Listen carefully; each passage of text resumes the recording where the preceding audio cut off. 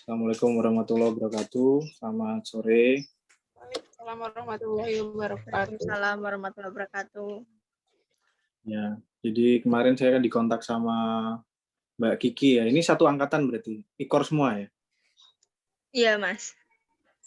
Ikor semua. Oke, saya kemarin diminta buat sebenarnya juga saya nggak tahu karena yang ditanya itu para layang di Brebes atau di Tegal. Jadi saya di sini coba buat jelasin sedikit edukasi tentang para layang dulu secara umum ke teman-teman berempat yang di sini ada Rizky Amalia, ada Mbak Wara sama Ade ini ya, Ade Reza ya.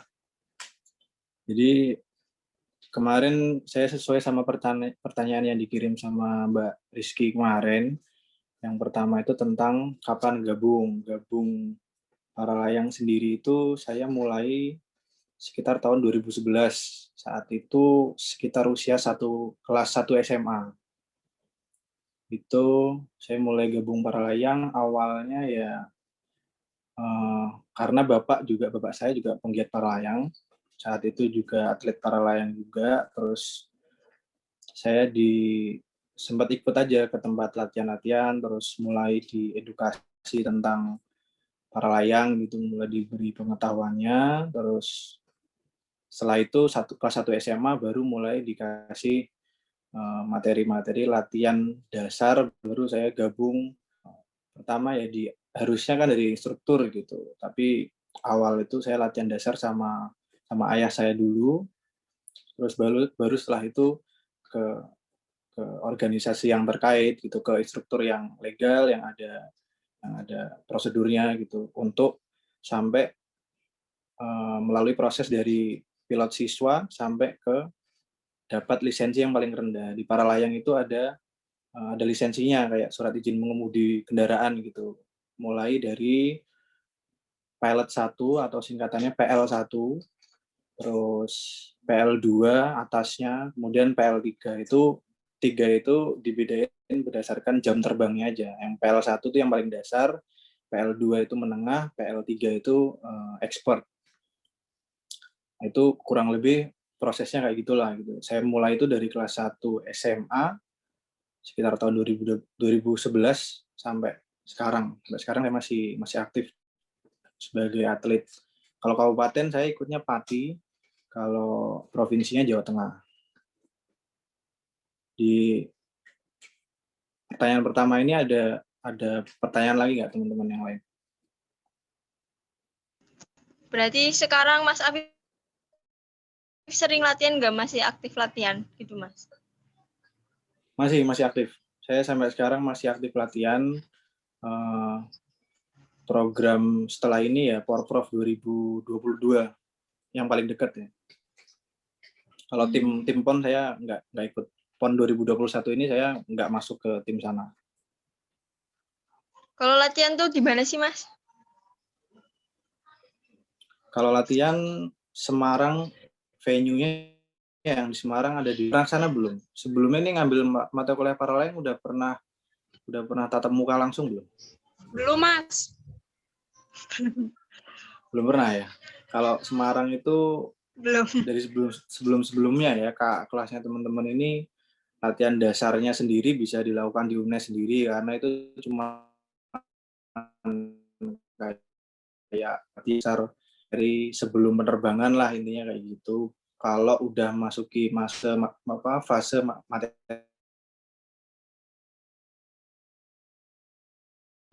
penerbangan baru Mukti itu di base camp-nya Gunung Ungaran itu, Pos Mawar kalau teman-teman tahu. Gitu kalau Semarang sih tempat terbangnya yang paling dekat dan yang paling sering dipakai buat materi teman-teman mahasiswa di Meteseh Tembalang.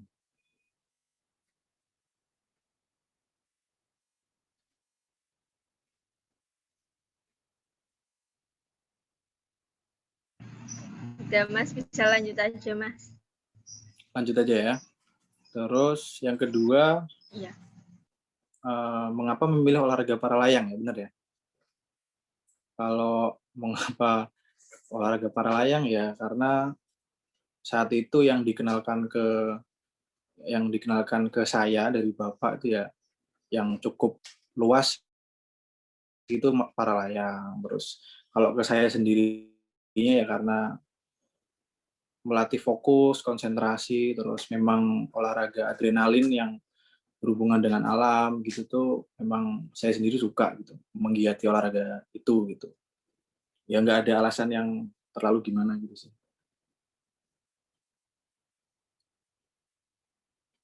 Terus mungkin kalau yang lebih teknis ke ini ya, apa pertanyaan 34 ya kan itu kan tanya sebelum penerbangan sama peralatan ya. Ini saya masuk ke materi peralatan dulu aja kali ya. Saya coba share screen sebentar.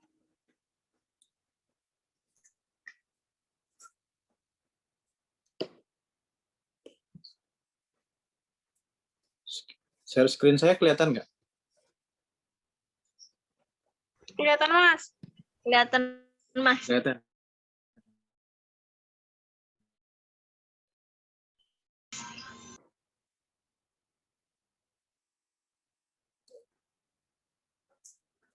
Sekarang kelihatan nggak?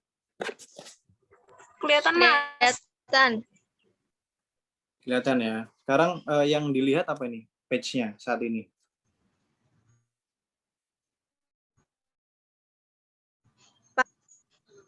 Oke. Nah, ini materi singkat aja dari saya buat edukasi teman-teman. Para layang sendiri itu alatnya, peralatan yang digunakan untuk penerbangan para layang itu secara umum ya, secara mayor itu dibagi dua. Rangkaiannya yang pertama parasut utama, atau teman-teman kalau bisa lihat di layar itu yang saya tandai poin A, itu rangkaian parasutnya. Kelihatan. Pointer merah saya kelihatan ya. Ya.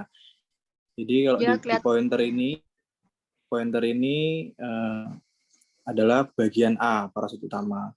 Kemudian harness itu kita bisa sebut itu tempat duduknya. Tempat duduk pilot itu yang dipakai duduk itu harness. Nah, ini bagian pokoknya dulu ini dibagi dua ini. Gitu. Nanti di page berikutnya saya jelasin mendetailnya. Ini secara mayor dua inilah yang dipakai untuk penerbangan para layang. Kemudian, nah ini dari parasut utama tadi itu saya bagi singkatnya saya bagi jadi 3 bagian lagi.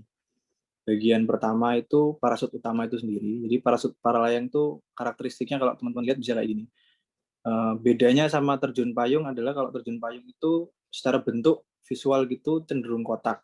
Kalau para layang itu agak oval dan ujungnya itu meruncing gitu ya. Bisa dilihat kayak gitu. Dan di depannya sendiri sini ada namanya nose atau trailing edge gitu. Nanti kalau masalah materi tentang detail parasut ini teman-teman bisa searching tuh sudah banyak literaturnya. Tapi ini saya jelasin dulu komponennya dan bagiannya apa aja. Ini yang pertama yang A itu parasut itu sendiri. Itu bahannya ya parasut dan dia punya perhitungan geometri sendiri dan dia brandnya juga banyak-banyak.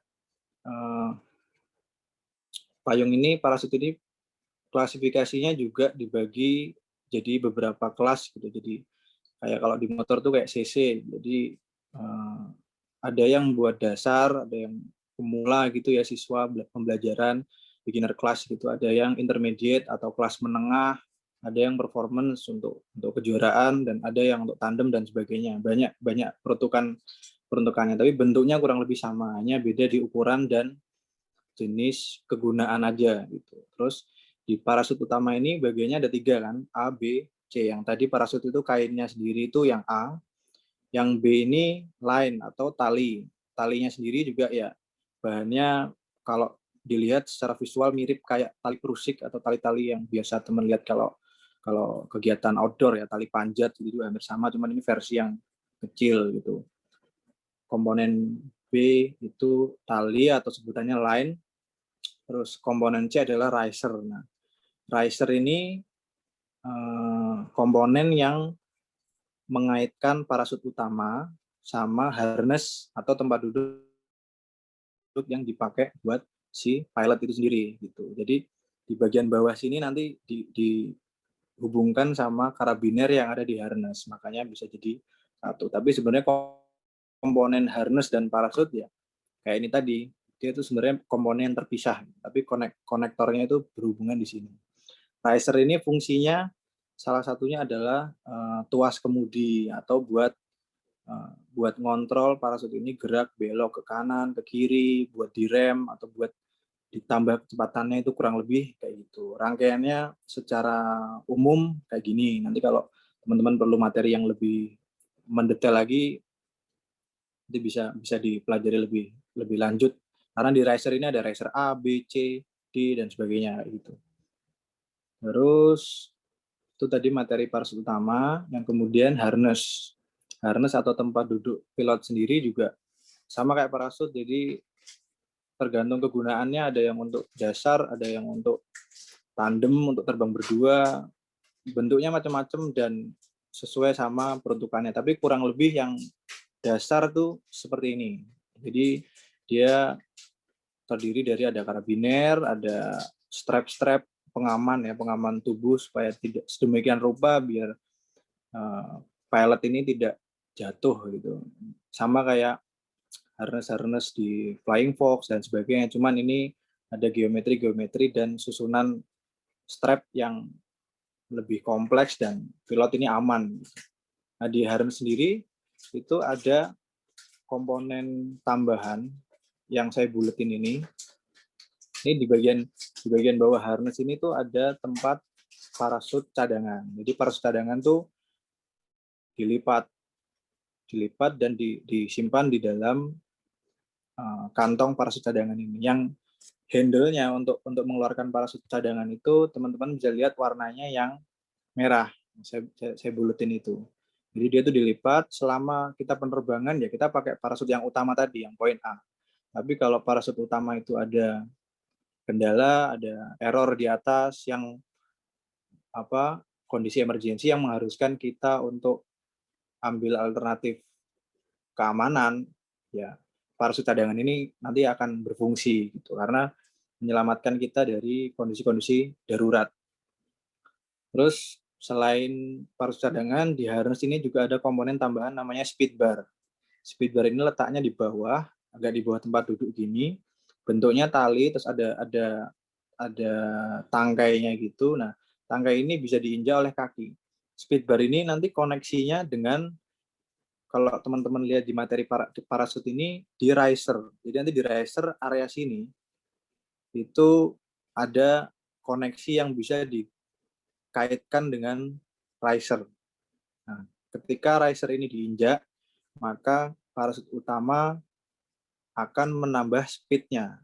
Seperti namanya speed bar ya, dia untuk menambah kecepatan lah intinya. Tapi kalau speed bar ini nggak diinjak, ya parasut akan bergerak sesuai kecepatan standarnya aja. Jadi ini sifatnya untuk menambah kecepatan aja jika diperlukan.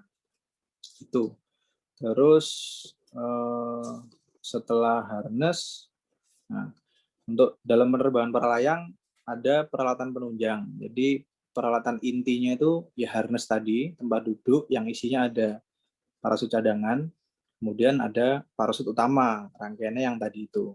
Itu pokoknya. Nah, penunjangnya yang juga jadi syarat wajib juga dalam melakukan penerbangan itu ada helm sama radio komunikasi. Tujuannya helm ya untuk safety. Helm tuh sebenarnya ada subnya lagi ya, kayak sepatu, jaket dan sebagainya, tapi itu lebih ke personal masing-masing yang yang mengatur itu ya pilotnya sendiri. Tapi yang wajib adalah helm, yang kedua ada radio komunikasi. Radio komunikasi tujuannya ya untuk komunikasi dengan orang yang berada di darat.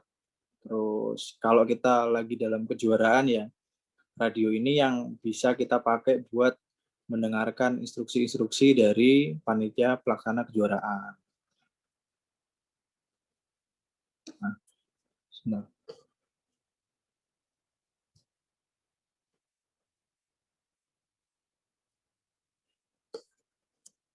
kurang lebih kalau materi tentang peralatan itu tadi.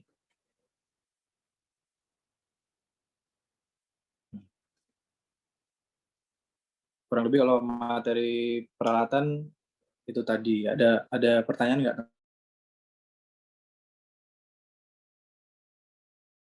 teman-teman?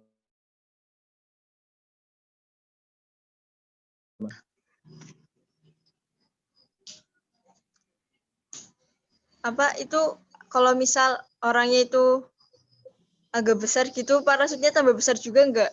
Kayak bentuk parasut, besar kecilnya parasut tergantung sama berat badan orang gitu, Mas.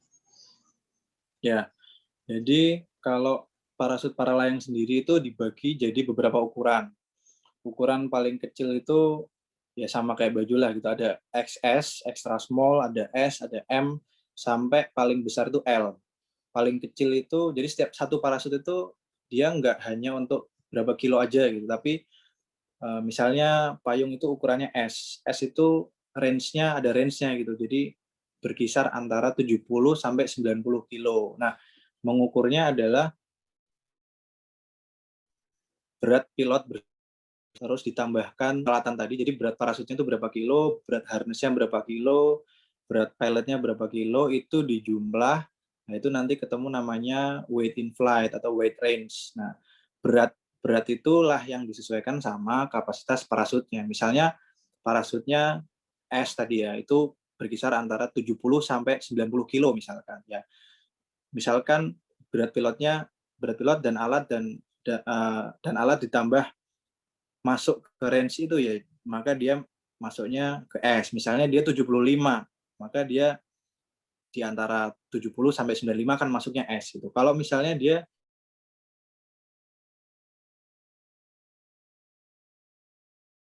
beratnya besar misalnya lagi. Jadi setiap ukuran itu S, M, L gitu dia punya range berat sendiri-sendiri.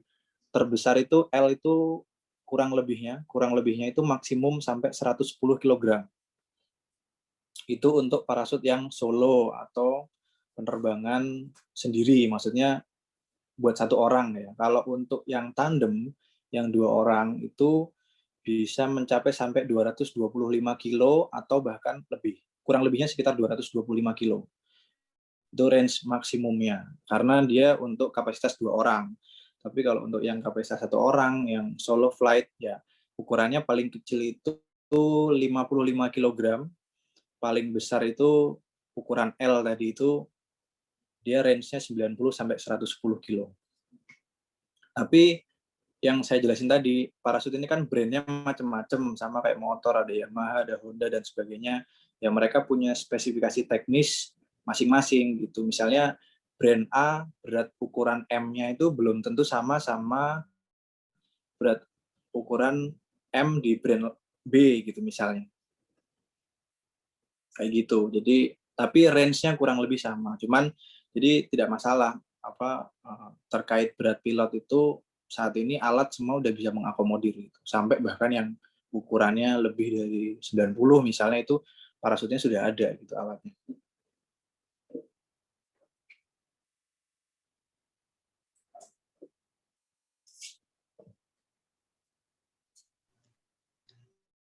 Oke, Mas. Terima kasih.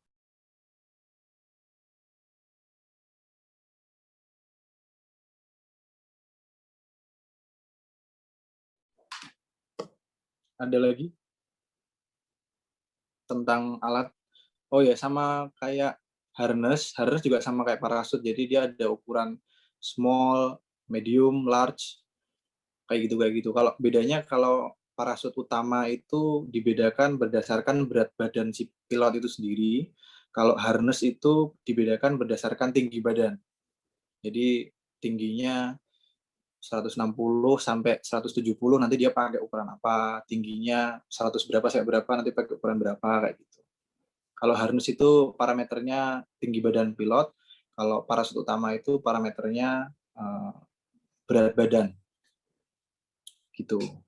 Kalau yang lainnya HT, komunikasi, terus helm dan sebagainya itu lebih ke pilihan subjek pilot itu sendiri.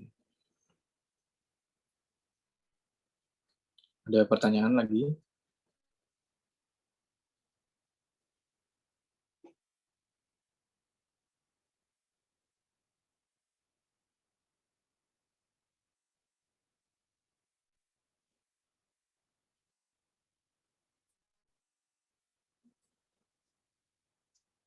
Kalau enggak nanti misalnya setelah sesi Zoom meeting ini selesai, misalnya teman-teman masih perlu informasi tambahan, perlu apa, nanti di note aja dikirim ke WA saya, nanti saya jawab lewat WA bisa, atau saya jelasin lewat lewat materi juga nggak apa-apa. Nanti butuhnya informasi apa nanti saya bantu.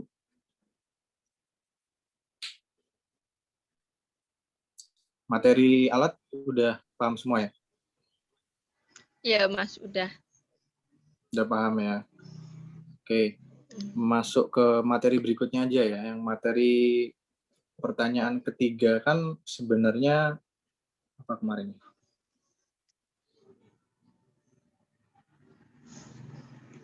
Oh, ini apa saja yang harus diperhatikan sebelum melakukan olahraga para layang. Oke, mungkin sebelum melakukan penerbangan gitu maksudnya ya.